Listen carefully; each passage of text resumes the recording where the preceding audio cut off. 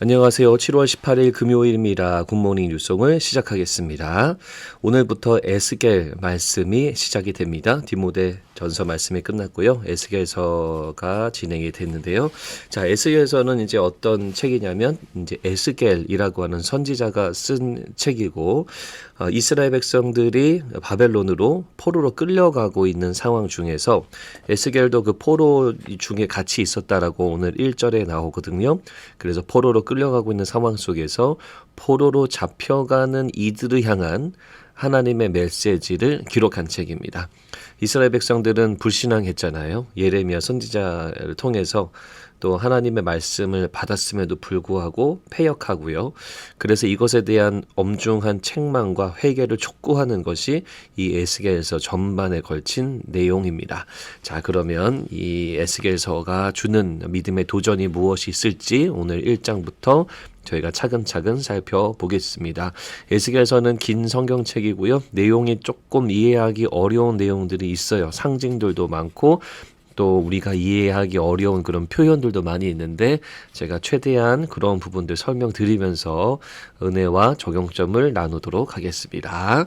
자, 1절에 보시면은요, 하늘이 열리며 하나님의 모습이 내게 보이니. 자, 이 말씀을 잘 보세요. 하늘이 열리며 하나님 모습이 내게 보이니. 에스겔 위에 하나님의 모습이 계시됩니다.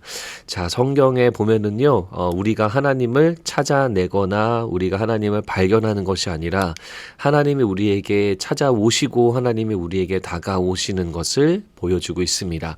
예수님도 마찬가지죠. 우리에게 오셔서 우리를 먼저 사랑해 주셨죠. 마찬가지로 포로들에게 하나님 말씀을 증거하기 위해서 에스겔에게 하나님이 먼저 하늘문을 여시고 당신의 모습을 나타내십니다. 2절 후반부에 보니까요. 에스겔에게 특별히 임하고 여호와의 권능이 내 위에 있으니라. 자, 에스겔이 그저 포로 중에 그냥 거하고 있는데 그냥 그 사람들 틈에 있는데 에스겔 위에 하나님이 특별하게 임하시고 특별하게 말씀하십니다. 자, 그러면서 4절부터 14절까지 이 10절에 걸친 이 구절에서요. 에스겔이 본 이 네 생물에 대한 모습이 쭉 기록되어져 있는데 아마 보시면서 이게 뭔 소린가 싶을 거예요.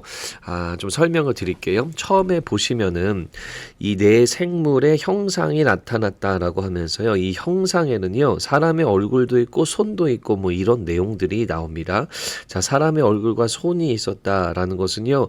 이 무언가 인격적인 것 같으면서도 또 손도 있고 또 우리가 상상하기 어려운 그런 모습인데 자, 7절에 보면 그들의 다리는 곧 곧은 다리요 그들의 발바닥은 송아지 발바닥 같고 하면서 다리와 발에 대해서 언급을 하고 있어요.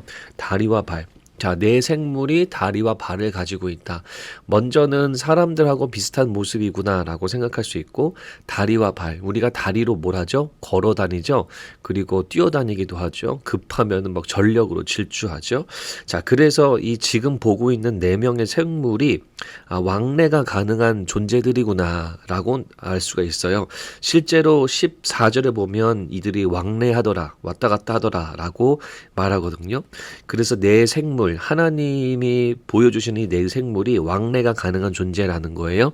자, 그 말은 액티브한 거라는 거죠. 액티브. 그러니까 그냥 죽어있는 존재가 아니라 실제 살아서 역사하는 존재라는 것을 이것을 통해서 알려주고요. 8절에 보면은 그 사방 날개 밑에는 각각 사람의 손이 있더라.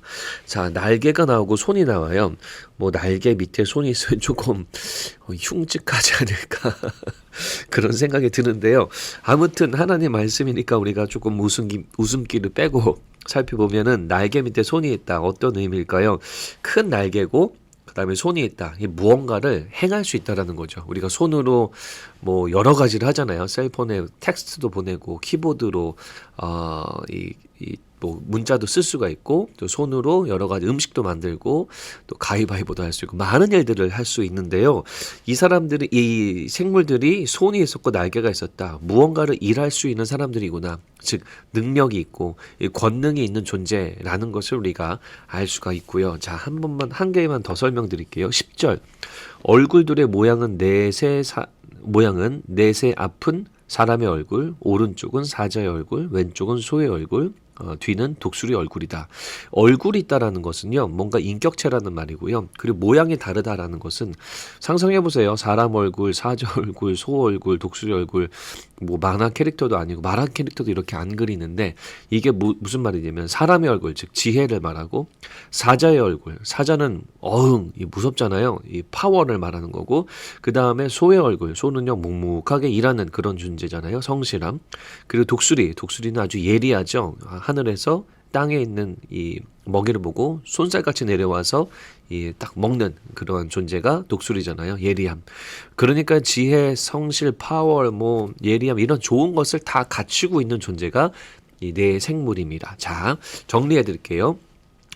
그러니까 지금 에스겔이 보고 있는 이 네 생물의 모습은요, 엄청난 강한 인상이 드는 존재고요. 능력의 천사고, 그리고 가장 중요한 것은 이걸 통해서 하나님이 그냥 가만히 계시지 않고 하나님이 뭔가 역사하시겠구나, 하나님이 일하시는구나, 하나님이 무빙 하시는구나 라는 것을 에스겔은 상상할 수가 있는 거죠.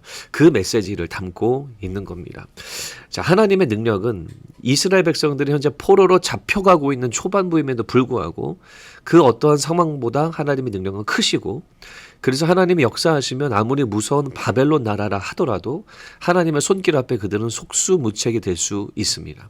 그것을 이들에게 보여주면서 이 장차 에스겔에게 임할 하나님의 말씀이 어떤 말씀인지를 알려주고 있는 거죠. 하나님은 에스겔에게 소망의 메시지를 심어주십니다. 그리고 에스겔의 메시지를 통해 백성들은요, 이 하나님께서 일하실 것들을 기대하게 되고 다시 주님의 때가 되면 예루살렘으로 돌아갈 것을 상상하게 됩니다. 마찬가지죠. 이 말씀 보시면서 하나님이 역사하시면 여러분들의 모든 환난과 고난을 거두시고 여러분들의 오랜 기간 동안 있은 그런 기다림까지도 주님이 해결해 주시고 귀한 일을, 또 하나님의 은혜로운 일, 하나님의 놀라운 능력의 일을 여러분 삶 가운데 행하실 것이다 라는 것을 여러분 기억하시기를 바랍니다. 하나님은 우리가 당하는 문제보다 크신 하나님이십니다. 하나님은 우리의 고난과 환난과 우리가 당하는 억울함보다도 훨씬 능력이 있는 분, 그리고 훨씬 액티브하신 분, 또 주님의 뜻을 이루시는 분이십니다. 여러분 굳게 믿으시고 그런 하나님만을 의지하는 여러분들이 되시기를 바랍니다. 원포인트 말씀입니다. 나에게 가장 크신 분은 하나님 한 분이다. 나에게 가장 크신 분은 하나님 한 분이다. 하나님만이 가장 위대하시고 역사하시고 일하시고 살아계신 하나님이십니다. 그분만 의지하시는 저와 여러분들이 되시기를 주님의 이름으로 축원합니다. 오늘 금요기도회에서는요, 임현수 목사님 오셔서 귀한 간증과 말씀 나눠주시는데요. 여러분 많이 오세요. 오셔서 우리가 힘있게 예배하고 주님의 도전에 우리가 헌신하는, 또 주님의 은혜를 받는 그런 귀한 시간이 되기를 바랍니다. 하나님, 에스겔 말씀을 통해서 주님의 역사가 얼마나 우리에게 소중하고 주님의 능력이 이 세상의 어떠한 것보다도 가장 큰지 다시 한번 묵상했습니다. 성도님들도 이거 붙들고 소망의 삶을 살도록 이끌어 주시옵소서. 예수 그리스도 이름으로 기도합니다. 아멘.